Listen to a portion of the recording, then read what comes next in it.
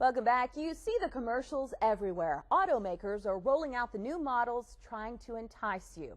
And you may be tempted to update your ride. But is leasing right for you? Ricci shed some light on that in this week's Consumer Confidential. Jay? Lisa, we've all heard that depreciation nugget. The experts say a brand new car will lose as much as 20% of its value as soon as it's driven off the lot. Leasing is one way to fight that, but that option doesn't work for everybody. I like it. For many people, leasing is more appealing than buying new. That was true for Citrana Forgenie. When we compared both costs, we realized that we were better off leasing, and again, considering the fact that we only wanted it for a short period and then needing a new car after several years. For the model she chose, all maintenance is even included. And one of the good things about it is that when we take the car in for servicing, we get a car available to us for that day, and we also get free roadside assistance. But when you weigh whether to buy or lease, you need to think about your lifestyle. Remember that when you're leasing, you're going to get a new car every few years, but you're always going to have a car payment, even though your car payment's probably less than if you were buying the car. At Amarillo Street Toyota, David Saied told me the same thing, that your lease payment could be lower than a normal car payment. In most cases, yes, and for some customers that's going to be a great deal. Actually, most customers it's going to be a great deal. Some customers it's not. The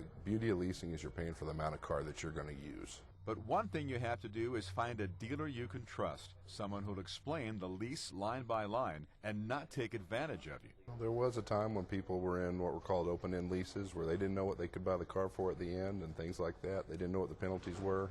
They were set on too low of miles, and that's not a good deal for a customer. Saied says nowadays you should be protected by the manufacturer and the financial company, but don't be afraid to ask questions. Another factor in your decision is your credit history. You got to have a better credit rating to get a lease.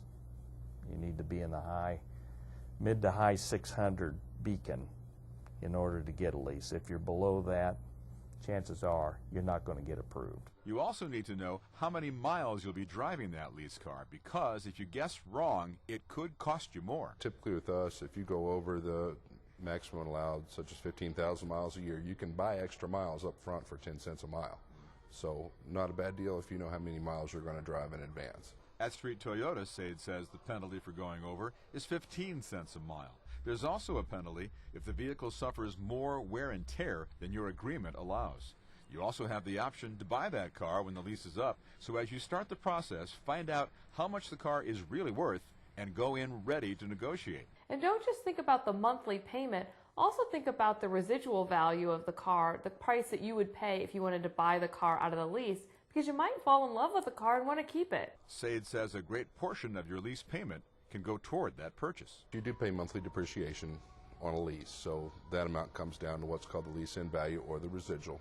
At the end of the lease, you can buy that out for the residual price plus your taxes. Monthly lease payments can range from $160 to well over $1,000 depending on the make and model, and a typical lease is for 36 months, although some dealerships offer them for 1 year to 5 years.